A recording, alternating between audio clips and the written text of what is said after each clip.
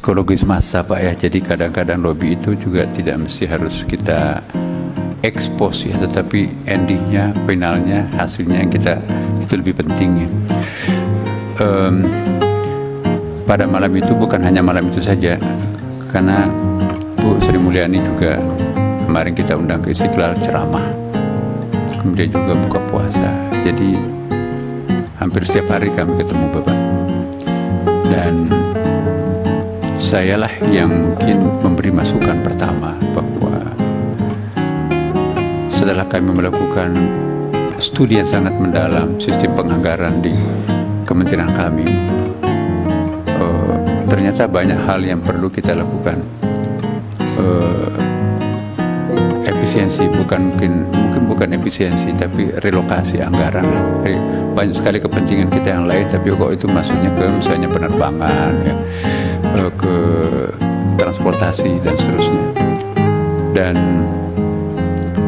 akhirnya kami rapat dengan para eselon 1 Kementerian Keuangan dengan pinjam sistemnya beliau untuk menyisir anggaran-anggaran mana yang paling efektif untuk bisa kita lakukan di Kementerian Agama.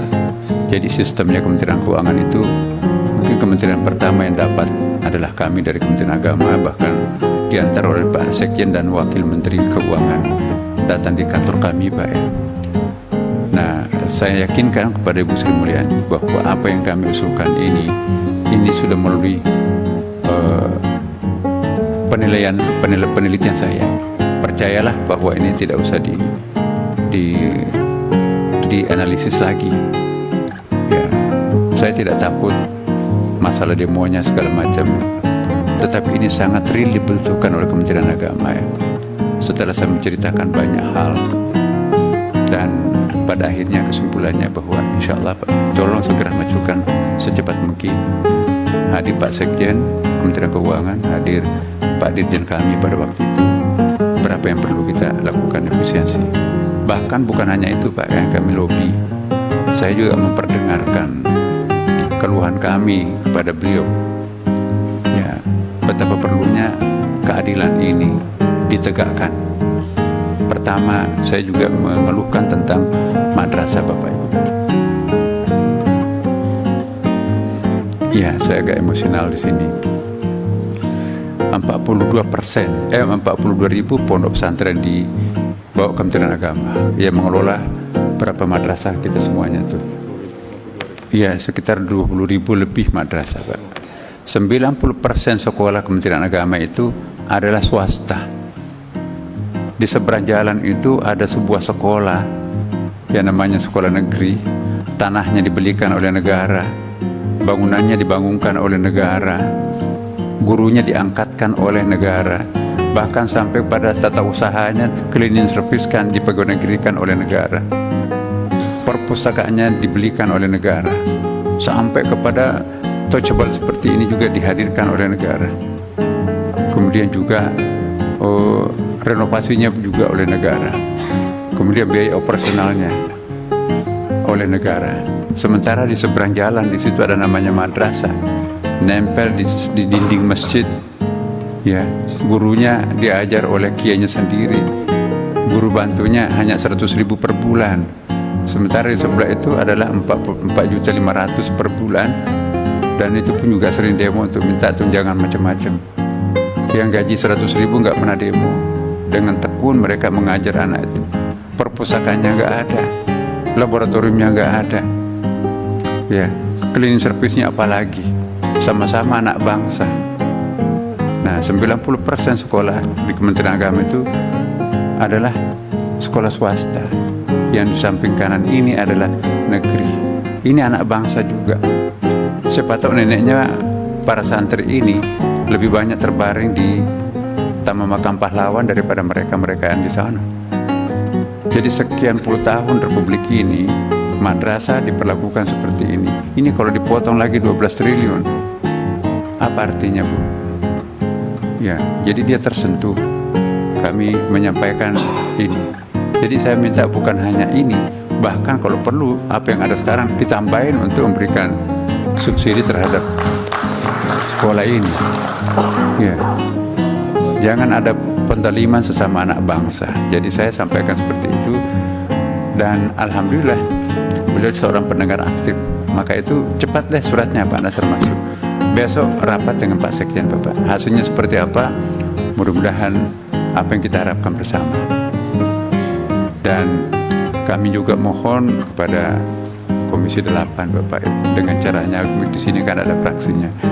Mohon nanti ada undang-undang psikis akan diperbaiki ya. Bagaimana supaya anak bangsa yang namanya siswa-siswa madrasah ini diperlakukan secara adil di negerinya sendiri. Ya. Masih banyak loh Pak guru madrasah kami digaji 100.000 per bulan.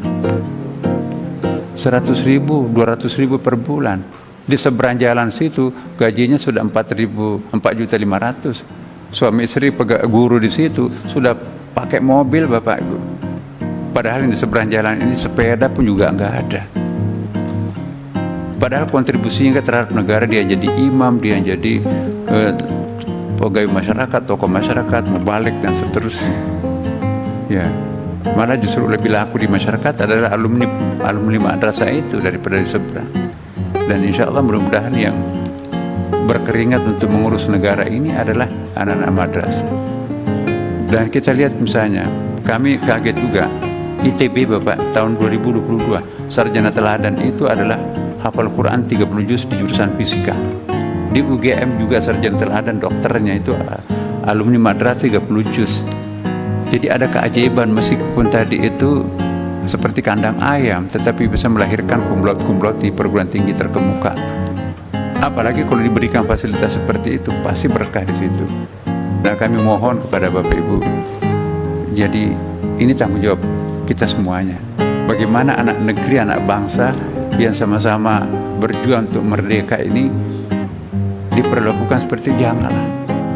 Ya, banyak bantuan-bantuan, misalnya modernisasi sekolah Bapak Ibu. Adanya ke Ristek Dikti dan Dikdasmen. Mana giliran kami Kementerian Agama dapat ya percobaan dulu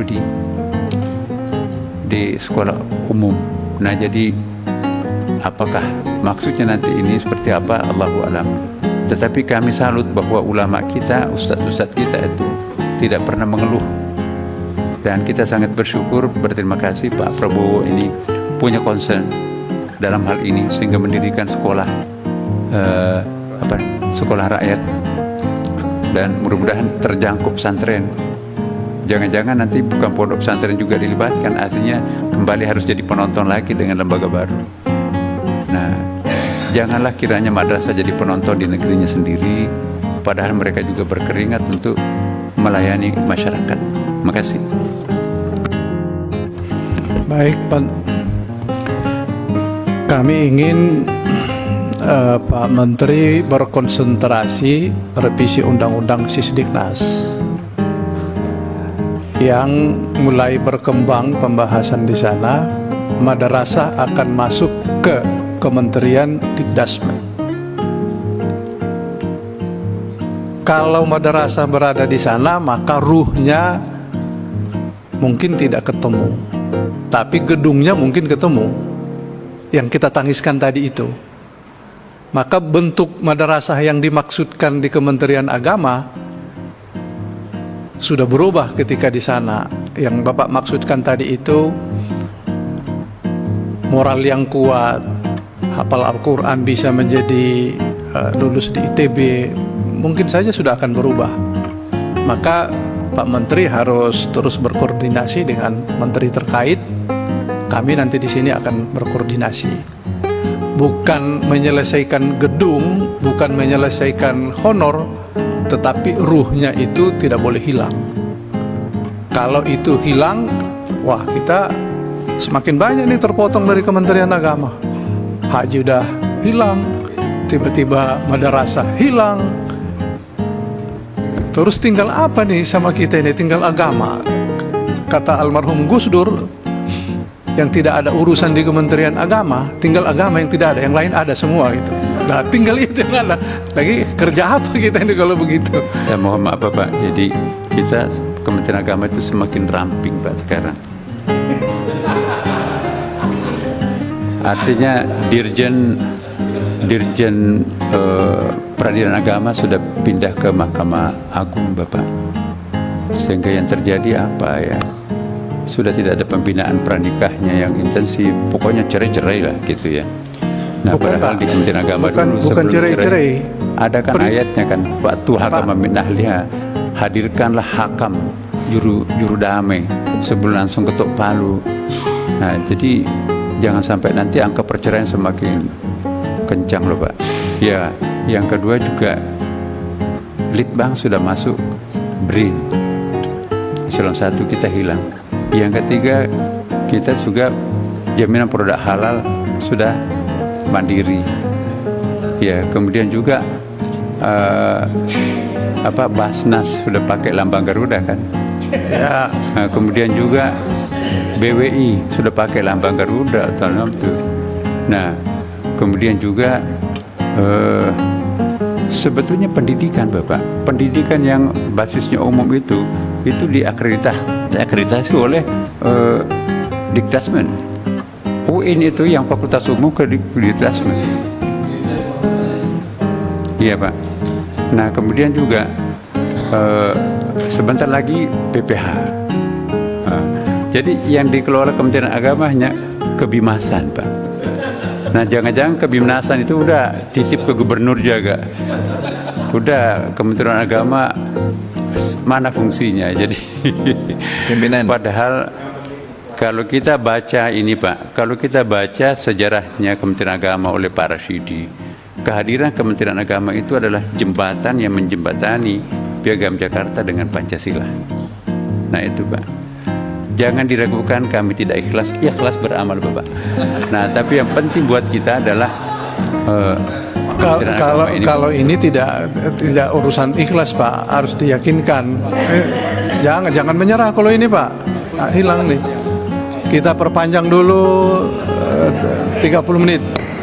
Ya, Apa Pak Kiai Maman apa? ya enggak. Jadi justru persoalannya itu di slogan itu, ikhlas beramal. Jadi sebaiknya Bapak ganti aja tuh Pak, ikhlas beramal. Karena kita melihat sebenarnya positioning Kementerian Agama itu udah jelas pasti dan tidak mungkin dibubarkan. Soal perampingan itu sebenarnya menunjukkan bahwa ada harapan besar Kementerian Agama. Kritik kepada Kementerian Agama itu cuma dua, tidak mau atau tidak mampu. Jadi banyak sekali ketidakmampuan teman-teman di Kementerian Agama untuk mengelola bidang-bidang itu.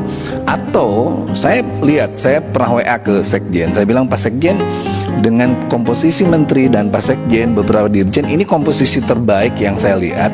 Tapi persoalannya bahwa Pak, mau nggak Kementerian Agama berubah? Nah, inilah sebenarnya tantangan bagi kita.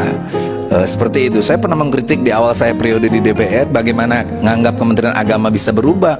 Wong tempat parkirnya jajah macet, lalu gedung yang masih keramik temboknya itu Kementerian Agama. Nah, artinya Bapak, Komisi 8 punya komitmen besar untuk menjadikan Kementerian Agama ini lebih eksis dan melahirkan prestasi. Sehingga cara beragama kita betul-betul harus tadayun ala makna la tadayun al harf. Beragama secara substansional, tidak simbolik. Nah, oleh sebab itu sekali lagi Pak Ketua Komisi, saya harap isu-isu besar seperti begitu rampingnya kita dan sebagainya, tapi persoalan Kementerian Agama ini akan menjadi persoalan yang sangat-sangat substansional dan akan dibutuhkan. Yakinkan itu dengan prestasi dan SDM yang berkualitas dari Kementerian Agama. Kita Komisi 8 akan selalu mendukung Kementerian Agama. Asal slogannya ganti, bukan ikhlas beramal, tetapi justru harus berkualitas, beramal yang berkualitas. Makasih. Baik Pak Kiai Maman. Ya, nanti kita cobalah kalau disepakati ya, siap berjuang lah slogannya.